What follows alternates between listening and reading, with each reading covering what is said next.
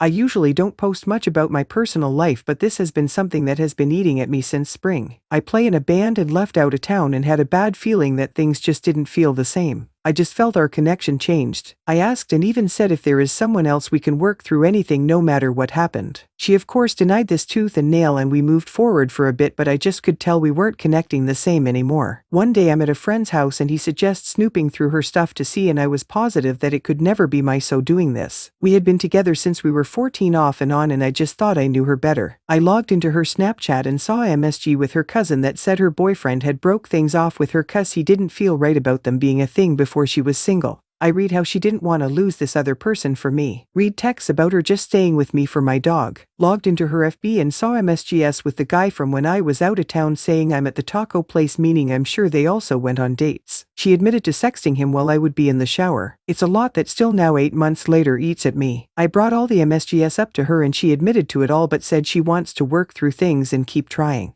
We have been back together for about 6 months or so and I still can't get over the cheating. I constantly am just waiting for it to happen again or just always suspect things are going to go wrong. When we were ending I felt like I couldn't live without my fiancé, but now I'm starting to think this is affecting my mental health, just waiting on her to betray me again. I don't know what to do. Story 2. I 18 female think my FWB 20 male is cheating on his fiancé. Help. Oh my god. After reading this I really fucking hope everyone agrees that they may have just called it off but didn't post it or tell anyone. But the evidence is starting to make things add up. My FWB will be referred to as James and his alleged fiancée will be Jennifer. Names changed for privacy obvious. I met James on a dating app and actually didn't know he had a son until I added him on Snapchat, and he sent a snap of him with a baby and a stroller. I asked why James didn't mention this and he was all like, well, it isn't your business. I made sure he checked himself with that attitude, but eventually we were okay again. I understand his son is not my business but felt it should be mentioned, but whatever. Moving forward, no mention of a baby mama,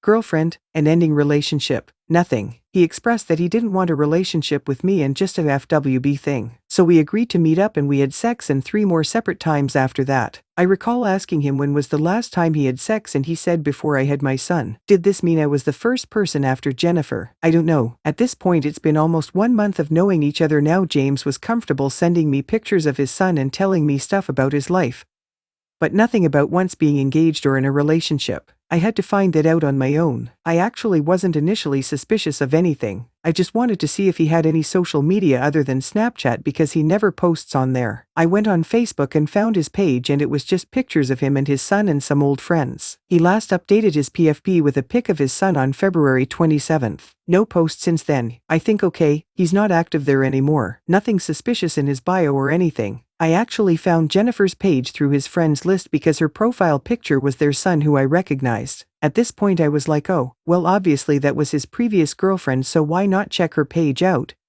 Their baby is cute. I go there and she has pictures of him, her and their baby. And her FB status is in a relationship. It doesn't say with who though, so that was fishy. But in a relationship nonetheless. And I know her page is still active because she posted a picture on October 31st of their son on Halloween, which was literally 3 weeks ago. So I'm like, what's going on here? Are they still in a relationship? I scrolled through her page and they apparently got engaged on 2/23/21. Before that, there are posies of her maternity shoots, pictures of them together, etc. You may be thinking, okay, that was a while ago, maybe they cut things off. But on August 5th of this year, Jennifer posted a picture of James with the caption saying, my handsome fiancé. Okay, fine. That was 3 months ago. Again, maybe they called it off. Then I see that on September 24th she posts, can't sleep without you. James's name is tagged on the post. 2 months ago. There is no way in hell they called it off in those 2 months. I'm like, okay, what happened in October? October 17th is when I met James. So I try and see what happened in that timeline. But so far, all she has posted is pictures of her son. No indication of an ending an engagement and no mention of James. So I'm like, okay, maybe October is where things got bad and ended and he decided to get on a dating app, meet other people. But after seeing all this evidence, I had to be sure. Today, after some deep searching, I find James's Instagram. Unfortunately it's private, so I had to message him. I used a Finsta account and pretended to be a woman from FB who was following Jennifer's FB account. I said something along the lines of, I stumbled across Jennifer's page and was following her pregnancy as well as their journey as a couple and was wondering when you guys were getting married. After seeing Jennifer's engagement ring, he responded, I'm sorry, who is this? I then said,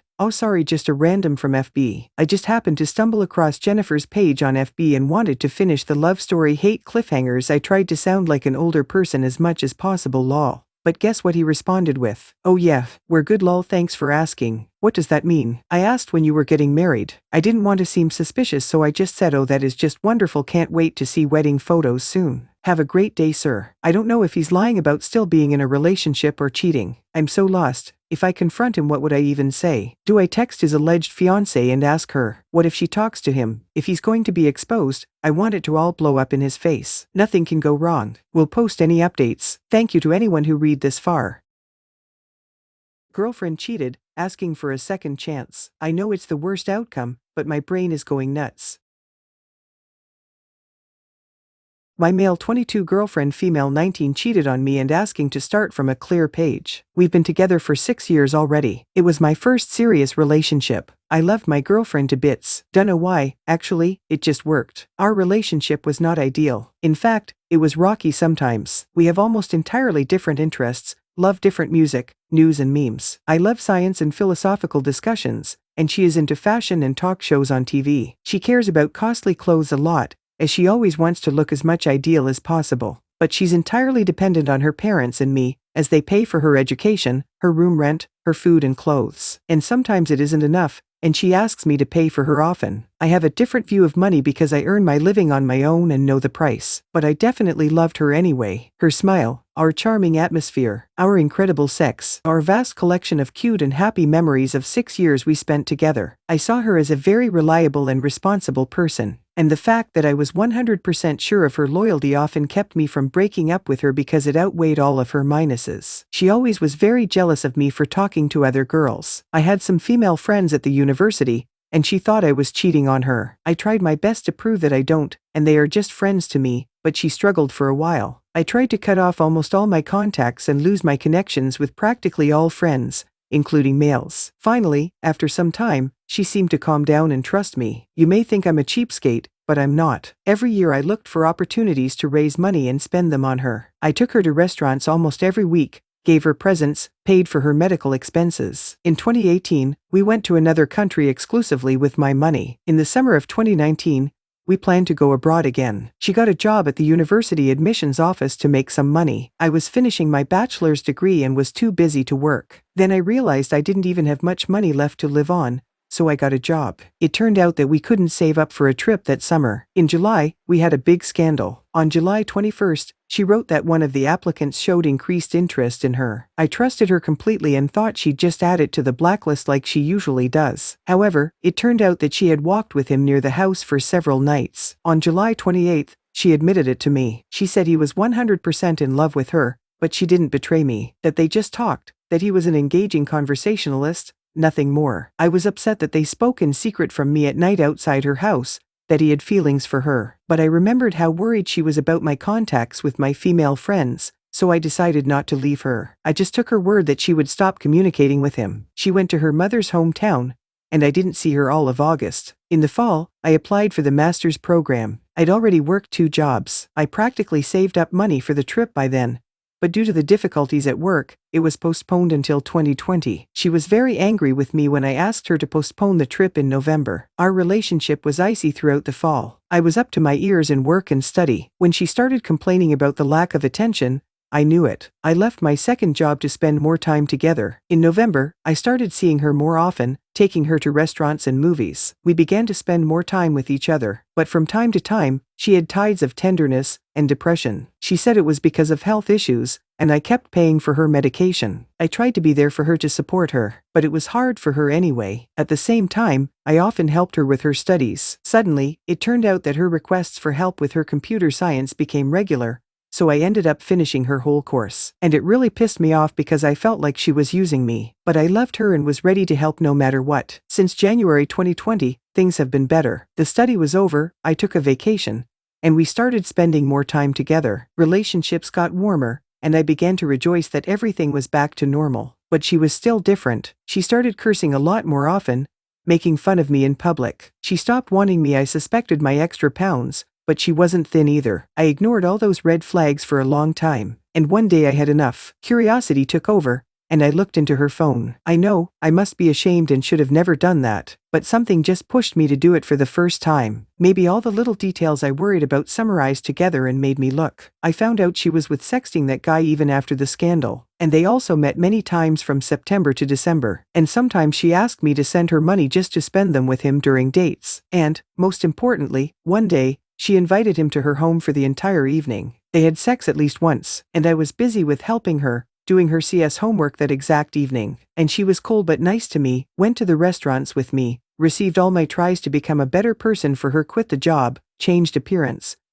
cut off with friends, started doing sports. And the hammer is that she didn't tell me after that. That guy dumped her in December saying he made a mistake. She accepted it, but now I realize why she was worried and sad, and why things became better in January. Before saying what I know, I sat in front of her and asked to swear me she didn't cheat. And she swore, looking right into my eyes, that she loves only me and she didn't betray me. I came home and called her, said she got the last chance to tell me everything. She said she doesn't know what I'm talking about. Then I told her all I knew, and blew her mind with details. It's been 3 weeks since then. I took the no contact mode, but she continues trying to reach me. She stalked me and tried to apologize. She cried me a river, said it was a terrible mistake. She won't ever do it again. She just wanted attention and sex was his conditions to continue talking. She manipulated my neighbors to spy on me and report about my feelings. I didn't speak to her during the break. She bought a new SIM card and tried to call me using it in her friends' phones. And hearing how she cries just burns me inside out. I start to believe she is genuinely remorseful. She's putting a lot of pressure on Pity. She begs to at least see me Earl one more time. I don't know if I should do that right now, but I definitely don't want to break up with her via phone or email. Last talk she said she started counseling, but another red flag is that she also says she can't be sure if I didn't cheated on her with my female friends,